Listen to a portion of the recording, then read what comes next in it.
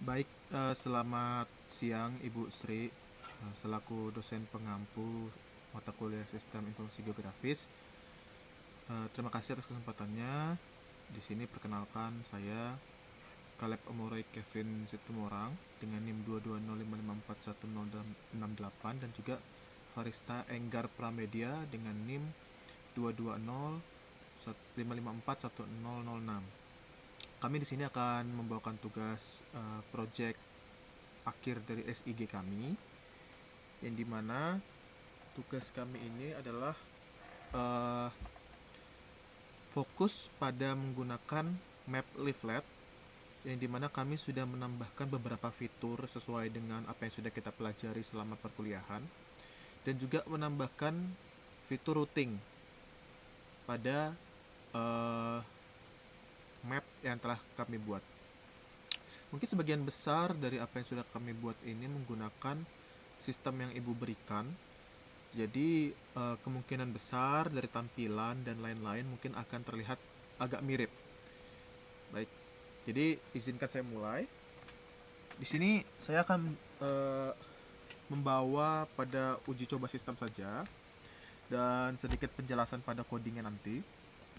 Jadi di sini ada halaman login admin, yang dimana saya sudah membuat username dan password, yang passwordnya ini sudah menggunakan sistem hash atau password hash yang dienkripsi di database secara langsung.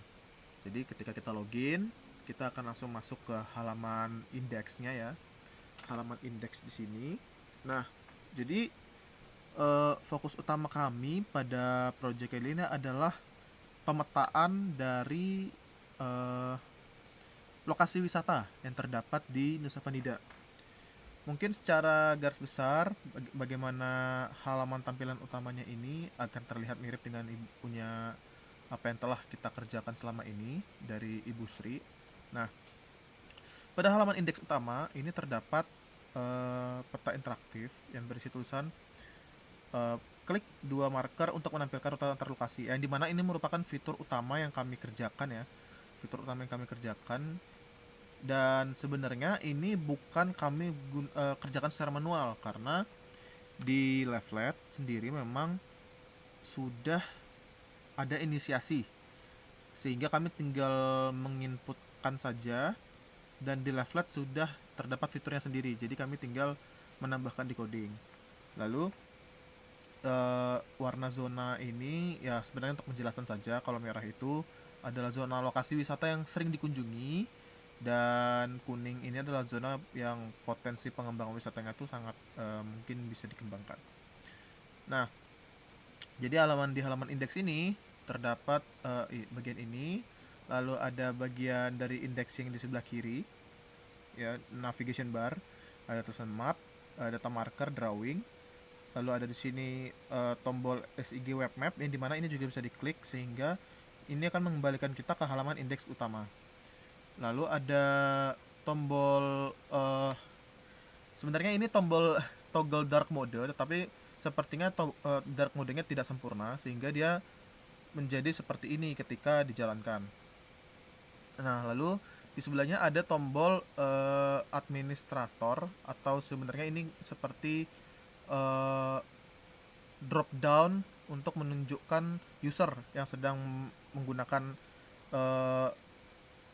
website ini, dan juga ada tombol logout, yang dimana tombol logout ini akan mengembalikan kita ke fitur login tadi, halaman login tadi. Nah, apabila kita mengklik user ini, kita akan tetap diam di bagian index. Nah, tapi ketika kita mengklik bagian logout, nah maka dia akan kembali ke halaman login. Nah, kita lanjutkan kembali. Nah, jadi sebenarnya beberapa fitur yang kami tambahkan di indexing ini kita akan bahas sekarang. Nah, jadi bagian indeks ini kami sudah menambahkan beberapa fitur, yang dimana satu, di sini ada marker yang dimana ketika kami melakukan hover saja atau melewati titik ini, dia akan menunjukkan nama tempatnya dan juga gambar yang ada yang berkaitan dengan lokasi inilah.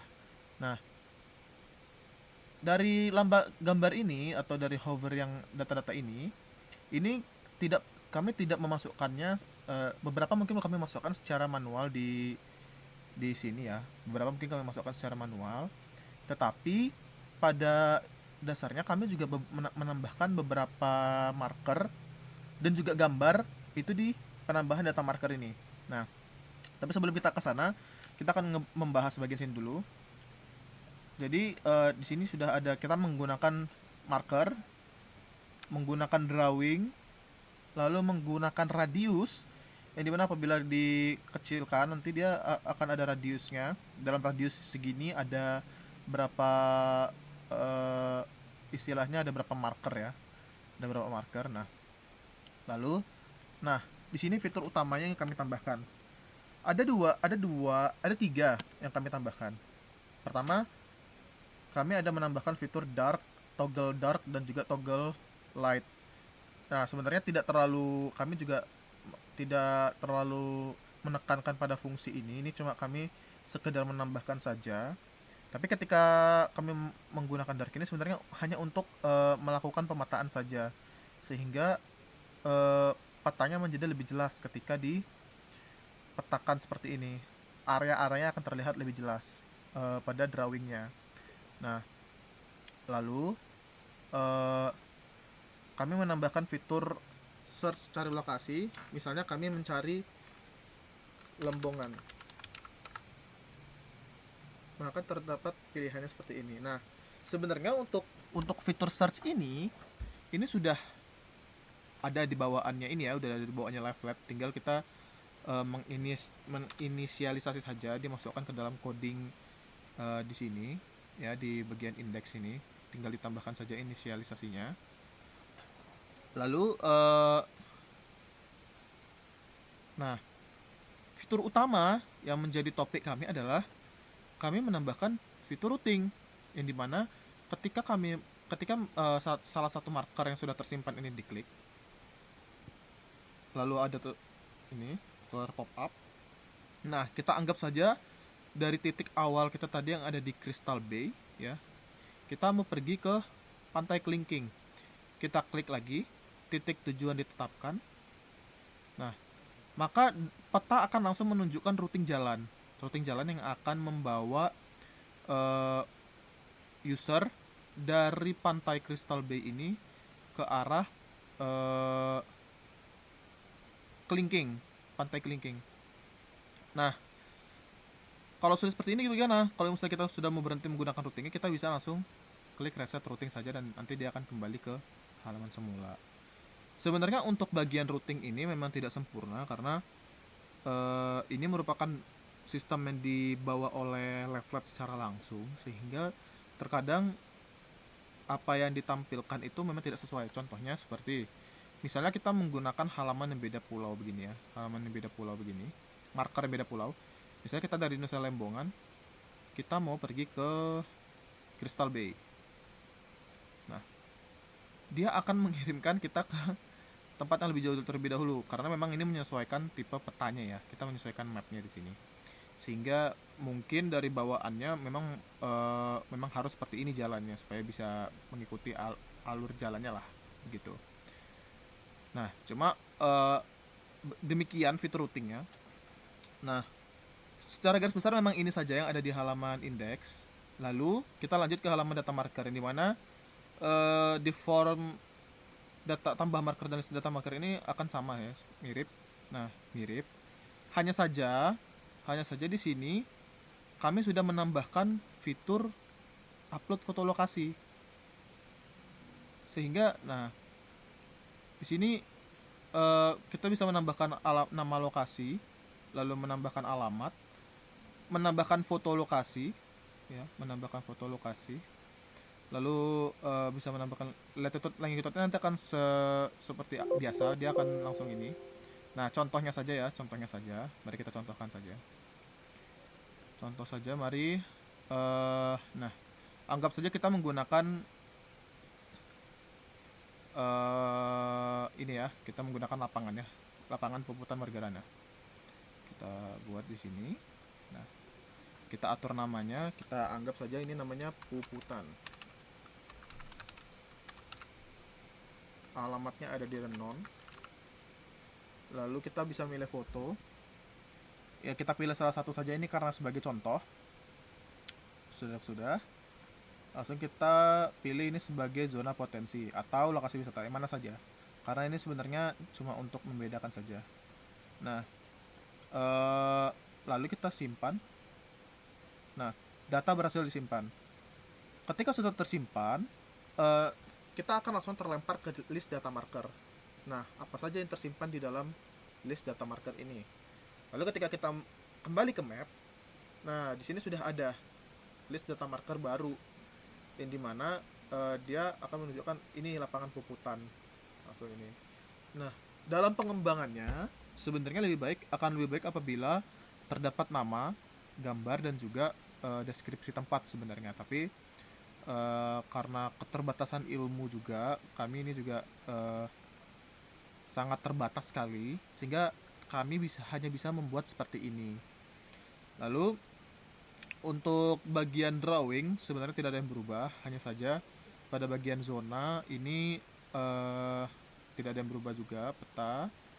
Lalu ada data GeoJSON-nya dan juga list data zona yang sudah kita tambahkan. Begitu.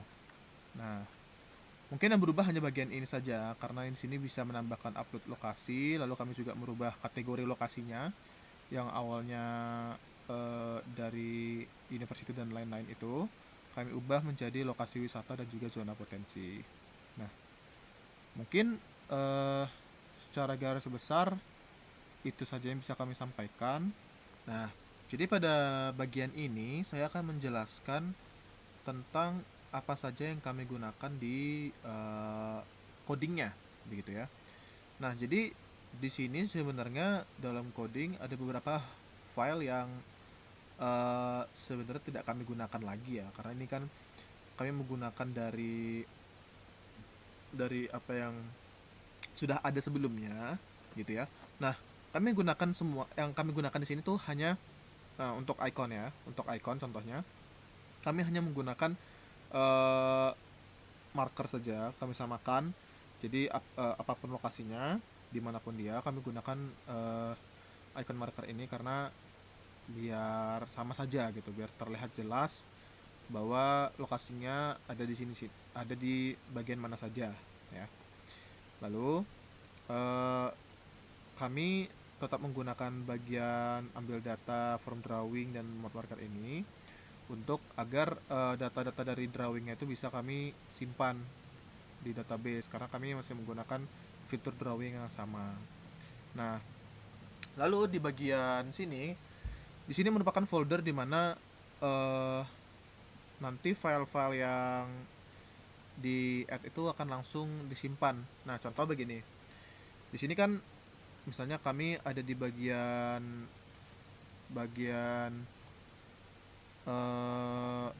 get marker. Nah, kan di bagian bukan di sini marker, di bagian marker. Nah, jadi di bagian marker ini kan kami kan sudah menambahkan fitur nambah foto ya. Tambah foto itu. Nah, jadi di sini kami menaruhnya di folder uploads. Sehingga kami menambahkan folder uploads di sini, yang dimana di sini dijelaskan foto-foto yang dimasukkan gitu ya. Jadi begini, sebagian besar ini merupakan foto-foto yang kami masukkan secara manual di foldernya secara langsung, karena sebagian dari datanya memang sudah kami simpan di database ini. Database ini sudah kami simpan. Nah, bagian ini merupakan nama yang di-generate oleh sistemnya ketika kita menyimpan data menggunakan form penyimpanan tadi, menggunakan form marker tadi. Nah, ketika disimpan dia akan langsung menggenerate nama seperti ini. Nah, itu untuk folder uploads ya. Jadi uploads ini sebenarnya untuk bagian marker ini karena kami menambahkan fitur untuk menyimpan foto ya, istilahnya menyimpan foto. Nah, lalu karena pada file drawing yang terakhir itu ya, dari file terakhir itu tidak ada fitur loginnya, sehingga kami menambahkan fitur login, logout, dan juga bagian di header ini ya. Kami mengedit bagian header ini agar di bagian drop down-nya itu, di bagian drop down-nya ini mana ya? Bagian drop down-nya. Nah, bagian drop down-nya ini eh, bisa berfungsi lah. Dia bisa berfungsi. Nah, jadi di bagian drop down yang ada user, kami menyesuaikan agar nama user itu yang digunakan sebagai nama di halaman usernya. Terus biar ini di sini untuk biar bisa dia memanggil logout ya, supaya dia bisa kembali ke halaman login. Dia bagian logout dia kembali ke login PHP. Nah, di login seperti ini. Halaman login di sini, nah dia memanggil dari table user. Yang dimana di sini kami sudah menggunakan hash password ya, menggunakan hash password. Nah, password yang kami gunakan tadi untuk menghashnya kami menggunakan cara manual dengan cara seperti ini. Kami memanggil di browser, langsung memanggil di browser. Jadi nanti waktu di browser itu kan seperti yang ibu tahu, bahkan langsung kelihatan hash passwordnya, itu yang kami copy untuk dimasukkan ke dalam database begitu. Nah, lalu untuk fungsi-fungsi lain sebenarnya tidak banyak yang berubah ya. Paling tidak kami merubah di bagian indexingnya saja, karena kami menambahkan body-bodinya.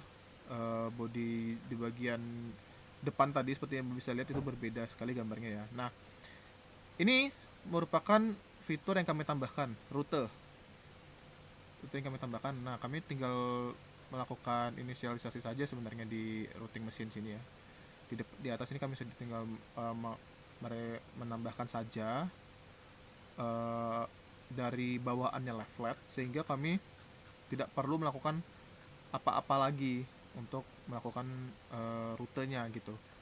Jadi kami tidak perlu istilahnya kami harus menambahkan satu-satu secara manual menggambar satu-satu, tidak, karena sudah ada fitur bawaannya. Mungkin sebenarnya itu saja yang kami istilahnya bisa jelaskan secara garis besar ya, karena sisanya ini hanya untuk menyatukan apa yang sudah kami kerjakan begitu. Nah, untuk sekiranya ada kekurangan, kami minta maaf, karena seperti tadi yang saya sempat bilang bahwa memang ilmu kami belum begitu mumpuni lah untuk mengerjakan proyek ini begitu. Jadi selebihnya saya berterima kasih kepada Bu Sri. Saya tutup dengan permohonan Om Santi Santi Santi. Terima kasih.